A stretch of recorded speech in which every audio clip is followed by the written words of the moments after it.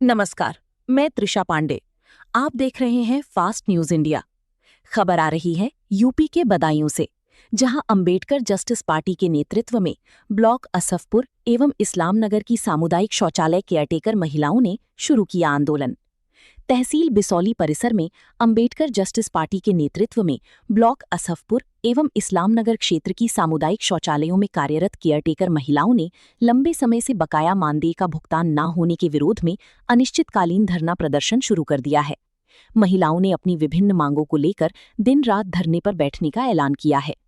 धरना स्थल पर मौजूद महिलाओं का कहना है कि वे पिछले कई महीनों से सामुदायिक शौचालयों का संचालन एवं रखरखाव कर रही हैं, लेकिन उन्हें निर्धारित मानदेय का भुगतान नहीं किया गया है।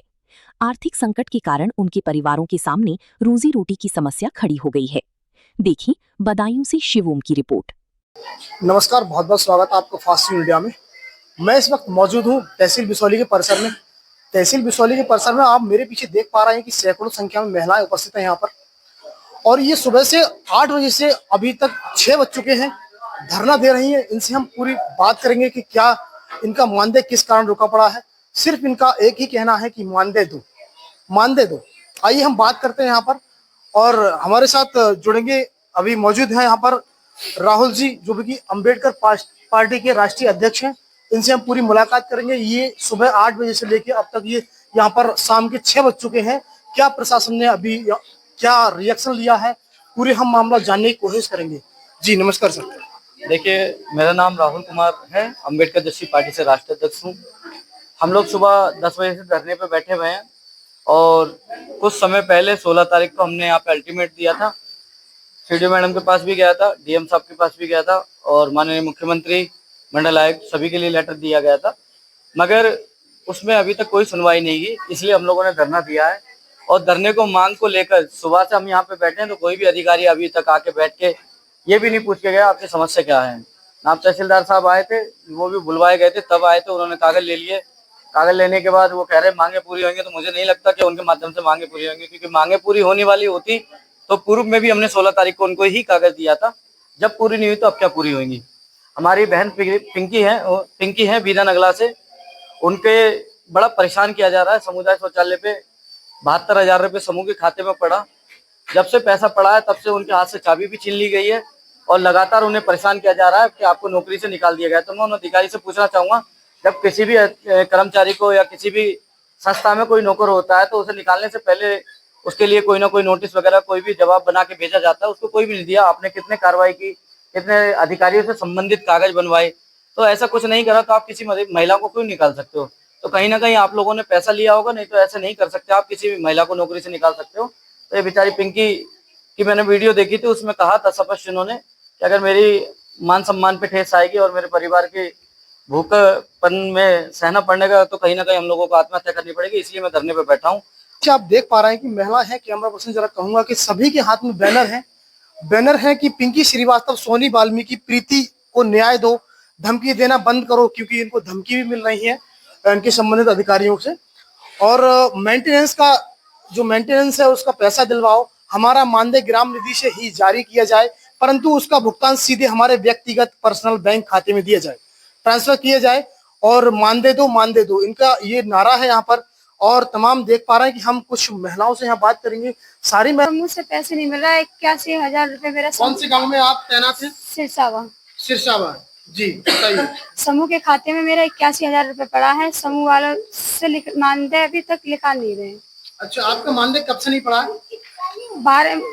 12 महीने हो गए, बकाया पड़ा नहीं है। और जो पड़ा जैसे कि अभी इन्होंने बताया कि हमारे 12 मंथ से अभी कोई भी मानदेय नहीं पड़ा है।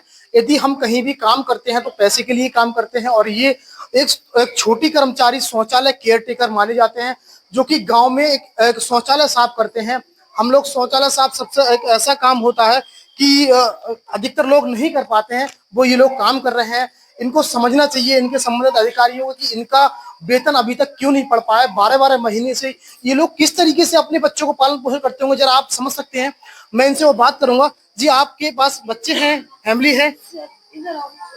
ठीक है, आप इनका जो पालन पोषण है, पढ़ाई लिखाई, किस तरीके से आप खर्चा कैसे उठा रहे हैं? आप आपका कैसे सैलरी कर पा रहे हैं? अप्रैल के महीने से बच्चे अभी पढ़ने स्कूल नहीं गए हैं बिल्कुल भी। पैसे निकालने को कहते हैं। तमाम मेरे पीछे आप देख पा रहे हैं शौचालय केयरटेकर बैठी हुई हैं। इनका कहना है कि मानदेय दो, इज्जत दो, स्वच्छ भारत चाहिए तो तनख्वाह दो। अब इनका क्या कहना है, अब हम इनसे बात करेंगे। बहन जी, क्या नाम है आपका? मेरा नाम सोनी है जी, क्या समस्या आ रही है आपको? मैं मित्रवली से हूँ। जी बताइए। मेरा 51 महीने का तनख्वाह नहीं मिली है। यानी कि बहन जी बता रही है कि 51 महीने की इनकी तनख्वाह रुकी पड़ी है। 51 महीने से जिस व्यक्ति की तनख्वाह रुकी होगी, वो व्यक्ति अपना पालन पोषण किस प्रकार से कर रहा होगा, आप पूरा देख सकते हैं कि यहाँ पर कितना दुख की घड़ी है इनके पास। ये मजबूरन होकर यहाँ पर बैठे हुए धरने पर। जी बताइए। सब जगह हमने एप्लीकेशन लिख के दी सर, कहीं हमारी सुनवाई नहीं हुई। और परेशान मत होइए, सब होगा, बताइए। सब जगह हमारी कहीं भी सुनवाई नहीं हुई। और देखो, प्रधान हमें धमकी देता है कि तुम्हें निकाल दिया है, तुम्हें तनख्वाह नहीं मिलेगी, ऐसे धमकी देता है। हाँ, झाड़ू भी छीन ले हाथ में सर। और ब्लॉक में कोई सुनवाई नहीं हुई हमारी। कैमरा पर्सन जरा कहूंगा, जरा जूम करके दिखा जरा। जी, इनका दुखड़ा। कोई सुनवाई नहीं हो रही हमारी। हमें 5 साल हो गए लगे, एक पैसा भी नहीं मिला है। ठीक है, जल्द सुनवाई होगी, आप धैर्य रखें। ठीक है, जब आप यहाँ तक आई हुई हैं धरने पर, जब मजबूरन लास्ट स्टेज धरना होता है, आप यहाँ पर भूखे प्यासे सुबह से बैठे हुए हैं, आपकी सुनवाई होगी जहाँ तक। हमारी सुनवाई नहीं हुई है, तब इसलिए हम यहाँ बैठे हैं भूखे प्यासे, बच्चों को छोड़कर, छोटे छोटे, इसलिए यहाँ बैठे सर। हमारी कहीं भी सुनवाई नहीं हुई। हमने लखनऊ तक एप्लीकेशन दी है, कहीं तक सुनवाई नहीं हुई हमारी। जिस तरीके से आपने देखा कि सीमा जी ने अपना दुख बयां, अब इतना बड़ा संकट की घड़ी है इन पे, इतनी बड़ी संकट की घड़ी है। यहाँ पर सुबह से भूखे प्यासे यहाँ पर इतनी तपती हुई गर्मी में बैठे हुए हैं। जो लोग एसी में बैठे हुए हैं, वो लोग तत्काल रूप से इनका कोई भी समाधान नहीं कर रहे हैं। ना ही इनकी तरफ देखा अभी तक कोई प्रशासनिक अधिकारी यहाँ पर नहीं आए हुए हैं। तैयार नहीं। अच्छा, अभी सुबह से बैठी है, कोई भी आया आपके पास? कोई भी नहीं आया हमारे पास, कोई भी नहीं आया? कोई भी नहीं आया। आप तहसील परिसर में सुबह से बैठी, कोई नहीं आया? कोई नहीं आया। देखिए, एसडीएम साहब नहीं आए थे, सामने से ही गाड़ी लेके गए थे। शायद हो सकता है महिलाओं पे ध्यान दिया नहीं दिया, मुझे जानकारी नहीं है, मगर वो नहीं आए। मगर मुझे आज इस बहन के आंसू देख के, पिंकी के आंसू को देख के मुझे बड़ा दुख का विषय है। अब मैंने पक्का ठाना है, आप यहाँ से हमें ले जा सकते हो तो मेरी लाश ले जा सकते हो, मगर जब तक नहीं उठूंगा, जब तक ये लोगों को इंसाफ नहीं मिल जाता। आप ध्यान रखना, आपके चैनल के माध्यम से एसडीएम और जितने भी सम्मानित अधिकारी हैं उनको सब कुछ बता रहा हूँ कि जब भी मैं यहाँ से उठूंगा, जब तक इनकी मांगे पूरी नहीं होगी। अब धरना जारी रहेगा, चाहे उसके लिए 1 साल बैठना पड़े, मैं बैठा हूँ यहाँ पे। जय भीम। तो कुल मिलाकर आपने देखा कि इन लोगों की सुबह से प्रशासन से कोई बातचीत नहीं हुई है। इन लोगों का कहना है कि धरना जारी रहेगा जब तक हमारी समस्याओं का समाधान नहीं हो जाता। कैमरा पर्सन पवन कुमार के साथ